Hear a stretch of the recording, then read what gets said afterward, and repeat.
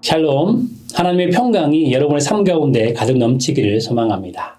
함께 찬송가 88장 찬양하시면서 3월 6일 목요일 새벽 예배를 시작하도록 하겠습니다.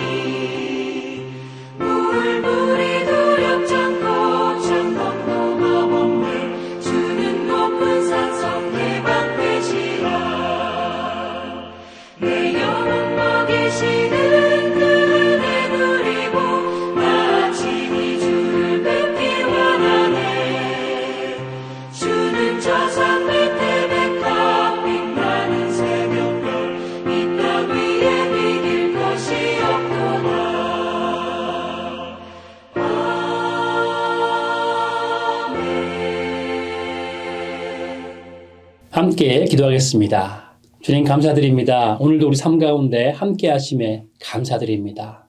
주 예수 그리스도와 동행하며 주님께 영광을 올려드릴 수 있는 귀한 삶 살아갈 수 있도록 우리를 붙잡아 주시옵소서. 오늘은 인싱크 봄학기가 시작되는 날입니다. 또한 1:1 양자반이 시작되는 날입니다.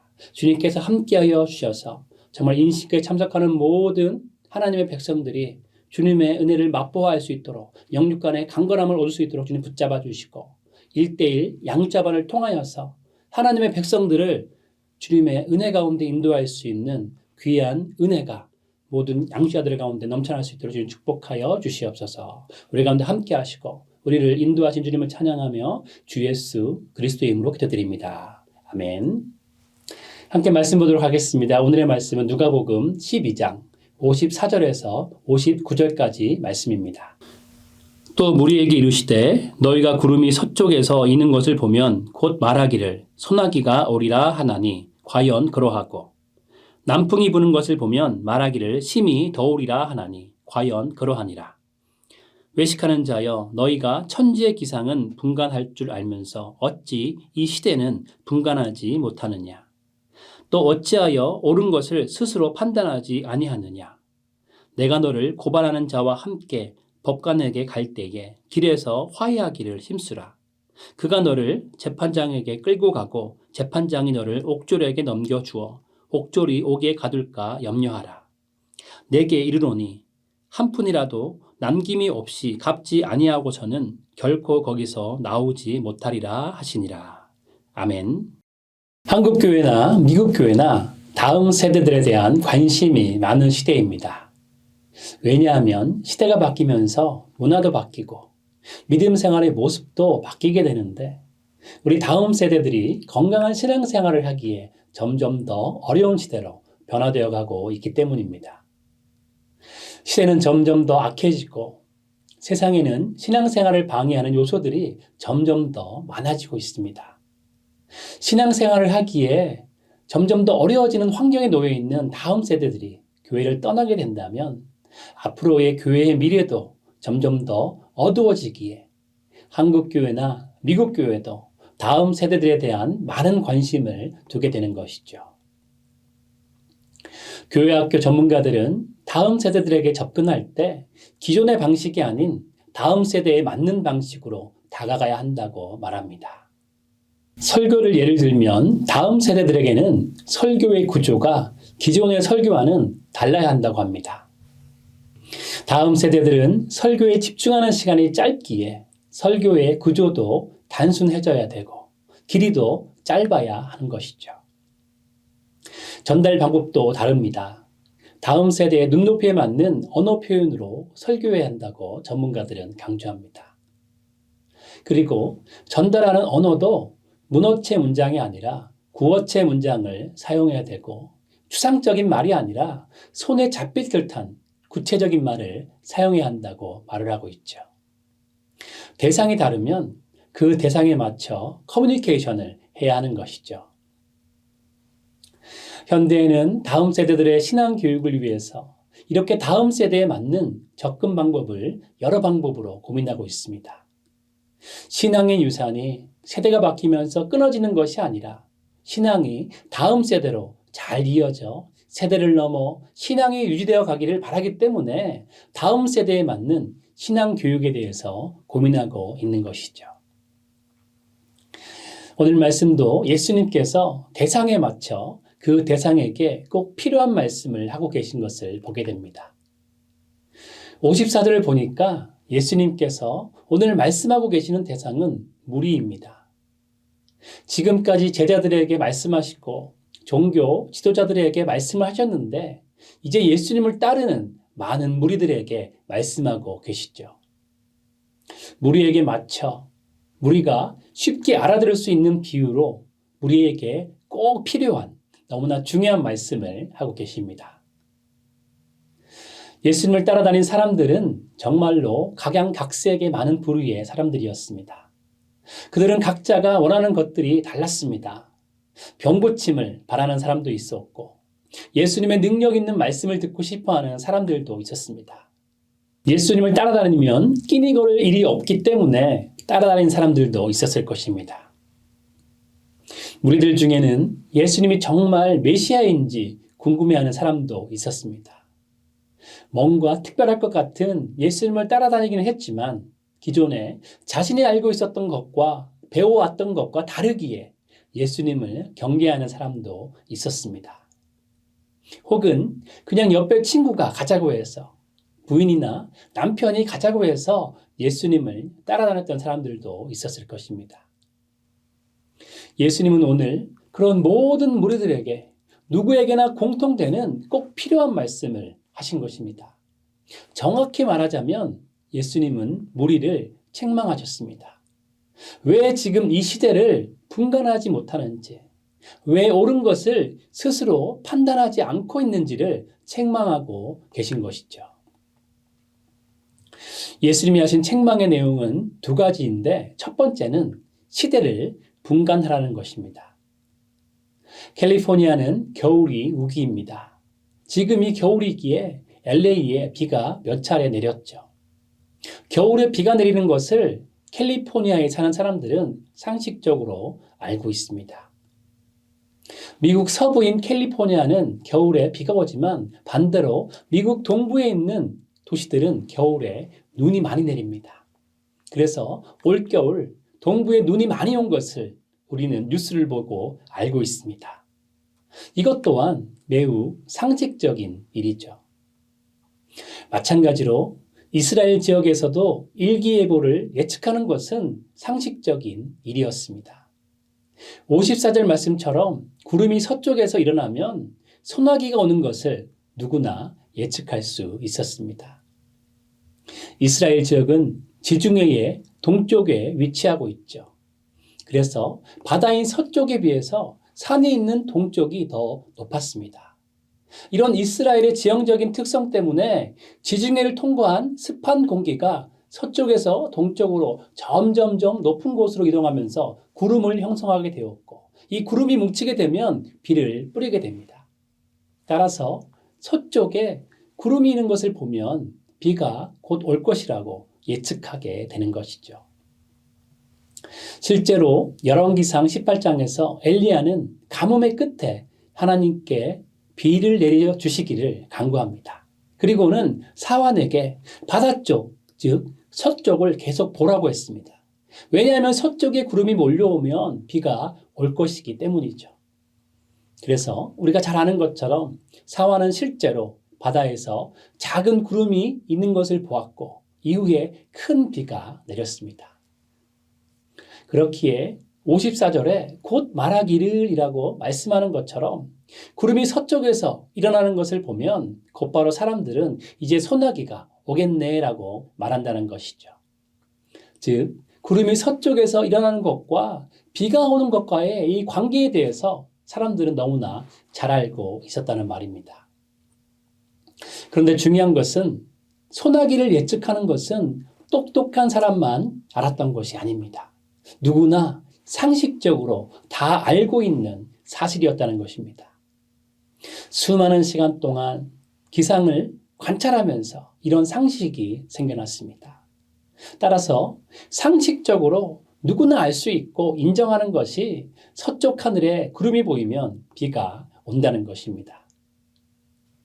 예수님의 첫 번째 말씀의 키포인트는 누구나 다 알 수 있는 상식적인 부분이 있다는 것입니다. 그리고 이어서 예수님은 또 다른 예시를 주고 계시죠. 55절에 남풍이 부는 것을 보면 말하기를 심히 더우리라 하나니 과연 그러하니라 라고 예수님은 말씀하십니다. 이 이스라엘 지방의 이 남쪽은 사막입니다. 따라서 남풍이 분다는 것은 이 사막을 통과한 더운 공기가 이스라엘로 유입된다는 의미이죠. 더운 공기가 올라오니까 당연히 기온이 올라갑니다. 복잡하지 않습니다. 너무나도 단순합니다. 이스라엘에 사는 사람이라면 누구나 다 익히 깨달아 알고 있는 이야기를 예수님께서 무리를 향하여 말씀하고 계신 것이죠. 이런 상식적인 이야기를 통해서 예수님께서 무리에게 말씀하시고자 하는 것은 무엇일까요? 무리에 있는 어떤 부류의 사람이든지 다 알고 있고 누군가 말하지 않아도 예측할 수 있는 날씨에 대해서 예를 들면서 예수님은 왜 이 시대는 분간하지 못하는지를 무리에게 묻고 계신 것입니다. 다시 말씀드리면 예수님께서 지금까지 심판에 대해서 가르치신 것을 통해서 당연히 마지막 때임을 이해해야 하고 시대의 징조를 인식할 수 있어야 한다는 것이죠. 그리고 예수님의 모습을 보면서 하나님의 아들의 권능을 보고 깨달아야 한다는 것입니다. 이미 예수님께서 하나님의 아들이심을 많은 이적들을 통해서 알리시고 죽은 사람을 살려내시면서 보여주셨는데 왜 예수님을 믿지 않고 계속 의심하냐라고 말씀하시는 것이죠. 그리고 또한 이런 시대의 흐름을 이해하고 예수님의 행적을 보면서 예수님이 메시아이시기 때문에 행할 수 있는 이적이라는 것을 상식적으로 깨달아 알아야 한다는 것이죠. 이것이 너무나도 당연하다는 것입니다. 예수님이 메시아이시기에 지금까지의 많은 가르침을 주시면서 율법의 완성을 이루셨는데 왜 그것을 분간하지 못하고 왜 예수님을 믿지 못하냐고 질책하고 계신 것입니다. 물론 누가복음 11장의 말씀처럼 이 당시에 율법 교사들이 자신들의 이권 때문에 예수님이 메시아이심을 의도적으로 아니라고 하면서 사람들을 교란시키기는 했지만 예수님이 유일한 메시아이심을 충분히 깨달을 수 있고 믿을 수 있는 상황임에도 그렇게 하지 않는 모습을 보면서 예수님은 우리들에게 강하게 말하고 있는 것이죠. 우리는 어떻습니까? 예수님이 우리의 진정한 구주이십니까? 예수님이 메시아이심을 확실히 믿으십니까? 그런데 이 고백은 입술의 고백뿐만이 아니라 우리의 삶으로 고백되어져야 합니다. 예수님을 진심으로 믿고 예수님을 구주로 그리고 메시아로 생각한다면 우리의 삶에는 신뢰와 확신 가운데 기쁨과 감사가 넘쳐나야 한다는 것이죠. 예수님이 죽을 수밖에 없었던 나를 살리시고 그리고 지금도 예수님이 메시아로서 나와 함께 하시는데 어찌 믿는 마음이 무너지고 의심하며 낭망할 수 있느냐라고 예수님께서 우리에게 묻고 계시는 것입니다. 여러분은 지금 예수님과 함께 하십니다. 임마누엘의 하나님으로 우리와 항상 함께 하시는 하나님으로 지금도 여러분 곁에 함께 하십니다. 그렇기에 메시아이신 예수님을 믿는 믿음이 있다면 담대한 마음으로 세상 속에서 승리하는 삶을 우리는 살 수 있는 것이죠. 이 사실을, 이 진리를 믿고 신뢰와 확신의 마음으로 예수님과 동행하며 평안 넘치는 삶을 살아가시는 여러분 모두 되시기를 주님의 이름으로 축복합니다. 그리고 두 번째로 하신 예수님의 책망은 옳은 것을 스스로 판단하라는 것입니다. 57절에서 예수님은 또 어찌하여 옳은 것을 스스로 판단하지 아니하느냐라고 말씀하십니다. 이 말씀은 어떻게 하는 것이 옳은 일인 것을 너희가 스스로 판단할 수 있지 않느냐라고 물으신 것이죠. 앞에서 본 것처럼 서쪽에서 구름이 일기에 이제는 비가 올 것이 예상이 되면 당연히 비를 대비하며 준비할 것입니다. 또한 남풍이 분다면 그 더위에 대한 대비를 할 것입니다. 마찬가지로 너희가 이 시대를 바르게 분간하고 있다면 율법 교사들의 말이 잘못된 가르침임을 깨닫고 이제는 어떻게 하는 것이 옳은 일인지를 너희는 스스로 판단해야만 한다고 예수님은 말씀하고 계신 것이죠. 그렇다면 어떻게 하는 것이 옳은 일일까요? 예수님은 이에 대한 정답도 친절하게 알려주셨습니다. 58절부터의 말씀입니다. 예수님은 만약 너를 고발하는 사람이 너를 끌고 재판장에 가는 일을 당한다면 재판장을 만나기 전 가는 길에 있을 때 그 사람과 화해하는 것이 가장 좋은 방법이다라고 말씀하십니다. 왜냐하면 사람을 끌고 간다는 것은 대단히 화가 많이 난 상태임을 말합니다. 잘못한 것이 너무나 확실하고 너무나 큰 잘못을 지었기 때문에 재판장에게 끌고 가는 중이라는 것이죠. 이것저것 따지고 곰곰이 어떻게 할까 생각하는 것이 아니라 이미 더 이상 말을 나누고 조율하는 것이 무의미할 정도로 확실한 결판이 난 상태이기 때문에 고발하는 사람은 재판장에게 넘기고 재판장은 옥졸에게 넘기고 옥졸은 옥에 가두게 되는 것이 확실하다는 것이죠. 그렇기에 59절은 너무나도 명백하게 결론을 내리고 있습니다. 심판을 받으면 결코 절대로 영원히 그 옥에서 나오지 못할 것이기 때문에 빨리 고발하는 사람과 화해하라는 것이죠. 날씨는 너무나도 잘 분간하면서 너무나도 확실한 메시아이신 예수님을 만나고 보고 경험했는데 왜 심판의 시대를 깨닫지 못하고 예수님을 영접하지 않느냐는 말씀입니다. 한마디로 예수님을 따르든지 아니면 벌을 받든지 이것은 지극히 개인적으로 결정해야 할 문제이기 때문에 스스로 옳은 것을 판단하라고 정말로 심각하게 결정하라고 예수님께서 말씀하시는 것입니다. 오늘 본문의 예수님의 이 세 가지 이야기는 예수님께서 이런저런 이유로 예수님을 쫓으며 따라다니는 무리들에게 지금 무엇이 가장 중요한 것인지를 알아야 한다는 너무나도 중요한 메시지입니다. 어떤 이유로 예수님을 찾아왔든지 이 문제는 어느 누구에게나 다 해당되는 중요한 문제라는 것이죠. 그리고 예수님께 필요한 것들이 여러 가지가 있을지라도 심판을 준비하는 것이 가장 시급한 문제라는 것입니다. 그래서 예수님은 모여있는 모든 무리들에게 정신을 바짝 차리도록 강한 어투로 말씀하십니다. 외식하는 자들아, 이 위선자들아, 어떻게 천지의 기상은 너무나도 잘 분간하고 날씨에 맞게 완벽하게 대비하면서 어떻게 앞으로 닥칠 가장 심각한 심판의 폭풍은 대비하지 않느냐. 원수가 너희를 끌고 와서 너희 죄악들을 고발하면서 유죄를 선고하고 1원짜리 한 장까지라도 변상하도록 판결하려고 하는데 왜 너희는 너무나도 무섭고 영원히 지속될 심판은 대비하지 않고 준비하지 않느냐. 그렇기에 너희는 위선자다라고 예수님께서 부르시는 것입니다. 그래서 오늘 말씀에서 예수님이 하시고자 하는 말씀은 재판관 앞에 서기 전에 때가 너무 늦기 전에 화해하고 용서를 구하는 것이 이 심각한 문제를 해결할 수 있는 유일한 길이다. 내가 바로 그 길이다. 메시아인 나를 믿고 하나님 아버지와 화해해라. 심판 때를 대비해라. 너무 늦기 전에 하나님과 화해하는 것이 가장 지혜로운 일이고 이렇게 심판을 대비하는 것이 너무나도 상식적인 일이다라고 예수님은 말씀하고 계시는 것이죠. 오늘 예수님의 말씀을 간단히 정리하면 이렇습니다. 메시아를 영접하지 않고 믿지 않는 사람의 운명은 너희가 이미 너무나도 잘 알고 있다. 또한 주인이 돌아올 때 준비되지 않을 이유는 단 하나도 없다. 그렇게 상식적으로 판단해서 메시아인 예수를 믿고 따라야 한다라는 말씀입니다.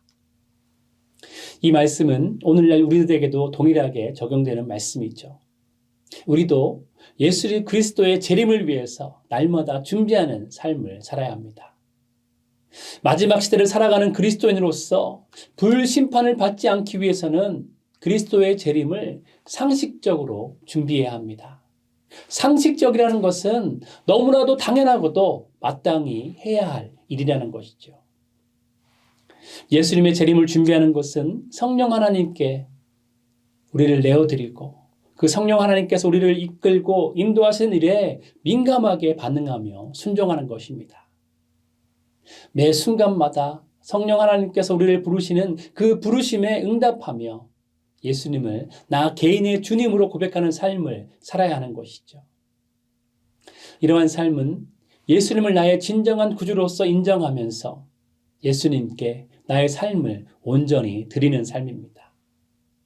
왜 이런 삶이 우리에게 반드시 필요하냐면 예수 그리스도는 예수님을 온전히 믿지 않고 100% 헌신하지 않는 사람들을 심판하기 위해서 재림하시기 때문입니다. 그렇기에 이런저런 핑계를 대면서 나 자신의 만족을 위한 삶을 살아가는 것이 아니라 예수님을 나의 진정한 구주로 모시고 예수님을 진실로 믿는 사람으로서 하나님 나라가 우리의 삶에 유일한 초점이 되는 삶을 살아야 하는 것이죠. 하나님 나라에 대해서는 다음에 자세히 말씀 나눌 기회가 있겠지만 그리스도인들은 정말 내가 원하는 나의 왕국을 건설하는 삶이 아니라 하나님이 다스리시며 사랑과 평안이 넘치는 하나님 나라를 살아가는 삶을 살아야 합니다. 예수님의 재림을 준비하는 길은 다른 길은 없습니다.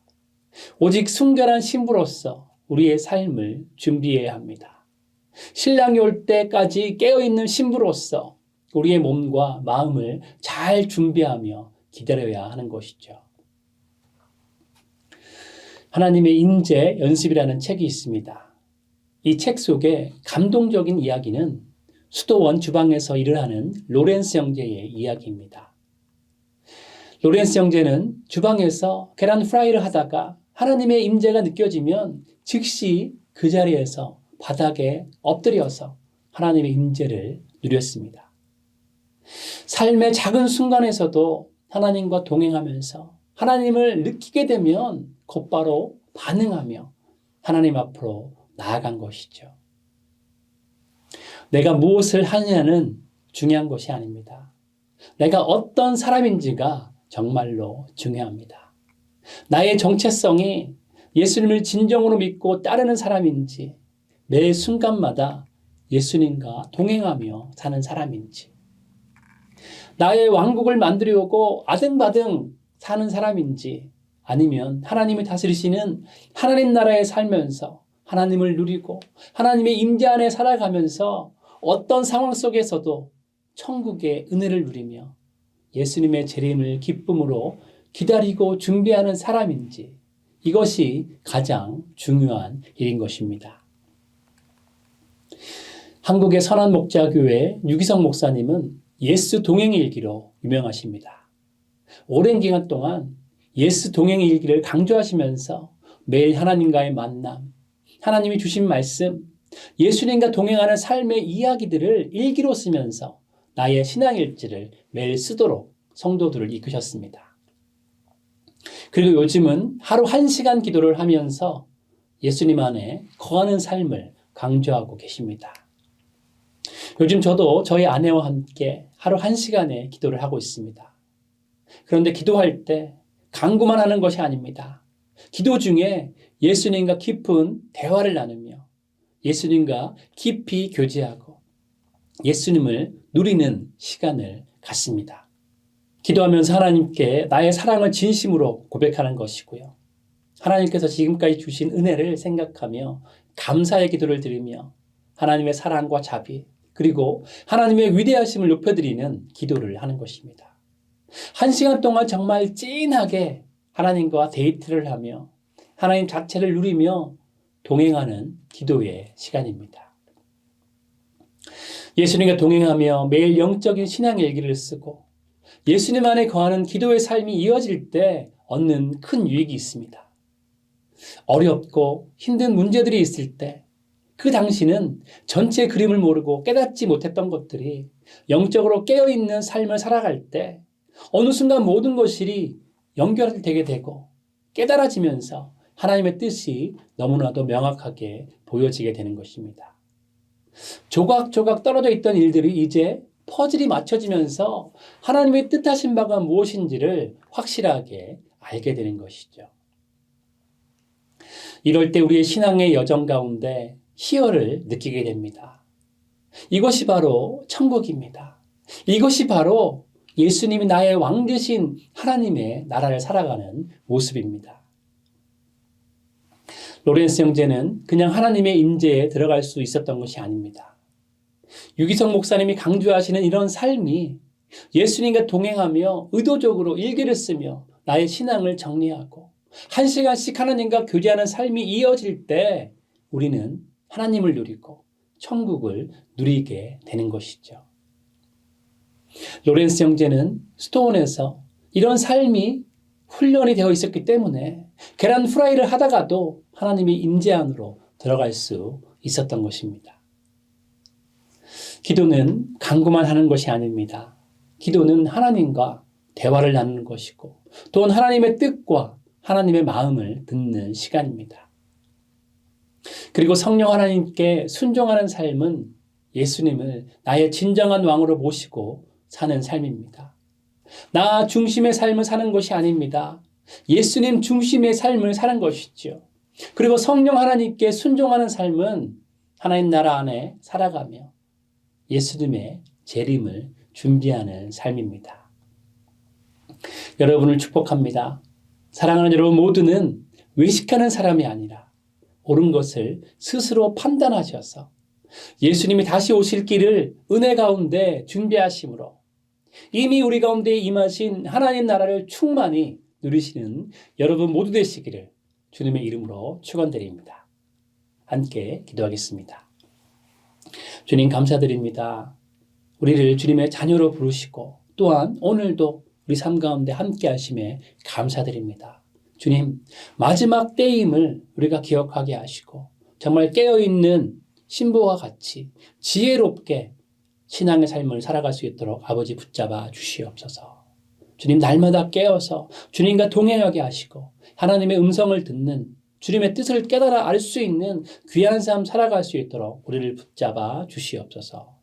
오늘도 우리 가운데 함께하여 주셔서 하나님의 나라를 경험할 수 있도록 인도하실 것을 믿사오며 주 예수 그리스도의 이름으로 기도드립니다. 아멘. 함께 계속적으로 각자의 기도 제목을 가지고 주님 앞에 나아가도록 하시겠습니다.